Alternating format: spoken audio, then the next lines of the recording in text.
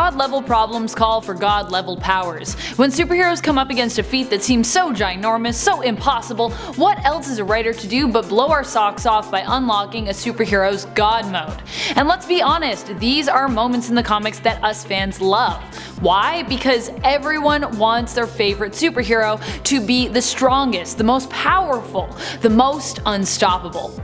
Today we'll be looking at some superheroes who gained, and some who even maintained, God-level powers as we count down the top 10 superheroes who became gods, part 2, that's right. So if you haven't watched part 1, let me guide you, God mode enthusiasts there, either before or after you watch this list. But whatever you do, be sure to stick around till the end of this video where I will have some bonus content coming your way, in the form of comments. Ooh, alright, let's get counting. Number 10, Black Widow.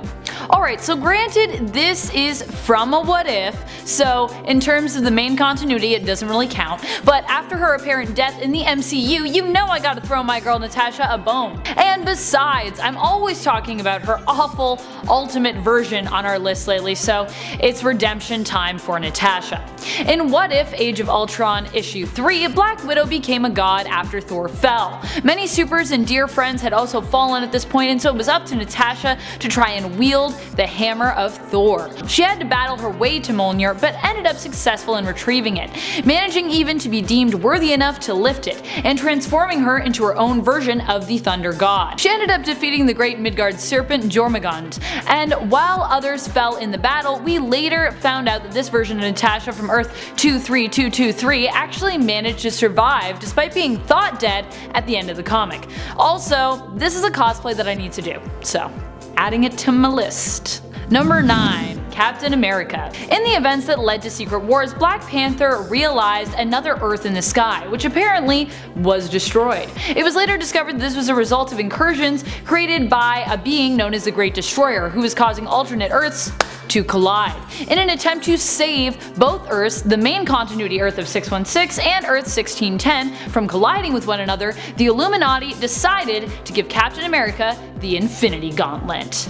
Cap, being the kind-hearted soul he is, did not let this power go to his head and could not bring himself to destroy the other Earth. Instead, he used the gauntlet to push the two Earths as far away from one another as he could muster. Unfortunately, this caused the Infinity Stones to shatter, taking Cap back from God mode to plain old super soldier mode in a matter of minutes. Also, it didn't work, so. Number 8. Jane Foster. While Jane Foster was often more resigned originally to being simply a love interest of Thor's, her character has grown immeasurably in the comics. After answering the call of Thor's hammer, she became both a superhero and god instantly. Wielding Thor's hammer seemed to grant her all of Thor's powers and abilities. To me, this kind of felt like a throwback to the days where the hammer seemed to be the source almost of Thor's power, back when he had his alter ego Donald Blake, who now is actually his own being separate from Thor. Figure that. But becoming the goddess of Thunder was not actually the only time that Jane became godlike. Odin also once tested her by turning her into an Asgardian and giving her powers, though he quickly took this away from her after declaring she had failed the test due to the fact that she was confused as to, why she had powers and what's going on Asgard. Odin can be such a jerk. And then there was that time that Thor's other love, Sif, merged with Jane to save her life when she was deathly ill. So, she's been a god a few times. Number 7. Wolverine. Wolverine is actually one of the best people to give godlike powers to. I know, surprising. Because he is often quick to use them and then just lose them. When he found himself possessed by the Phoenix Force during a team up with Spidey, where they were both stuck being tossed about through time, he ended up actually being able to eventually kick the entity out of him. And then there is the time in Uncanny X-Men Annual Issue 11, where he accidentally bled onto the psychedelic crystal of ultimate vision as he was dying. This crystal gave him the power to be resurrected from just a single drop of blood that had touched it, and allowed him to single-handedly defeat the villain Horde, transforming him into a god. But Wolverine, being Wolverine, could not be seduced by the power and decided to give it up by shattering the crystal, even if it meant that he might be destroyed in the process. Luckily, he wasn't destroyed.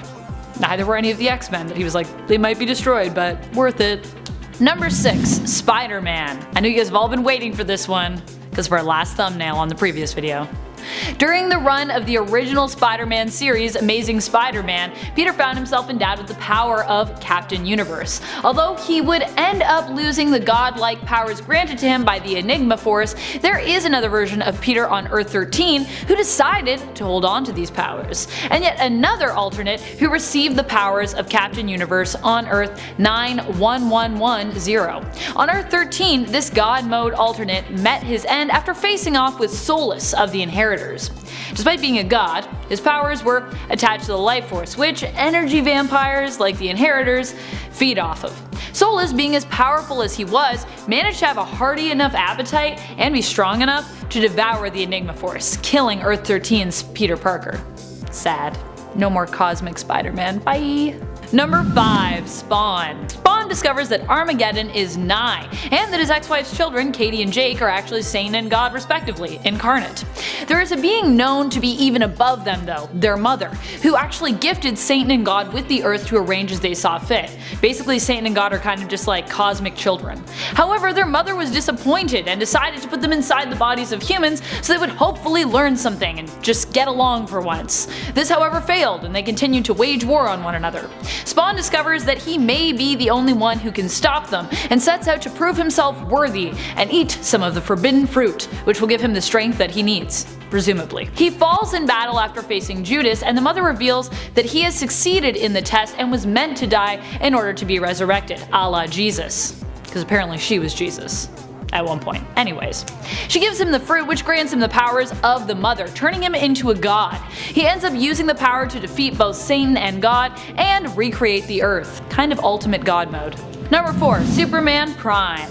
Superman Prime comes to us from the DC 1 Million series. This version of Kal-El ends up leaving Earth around the 21st century after everyone he loved has died.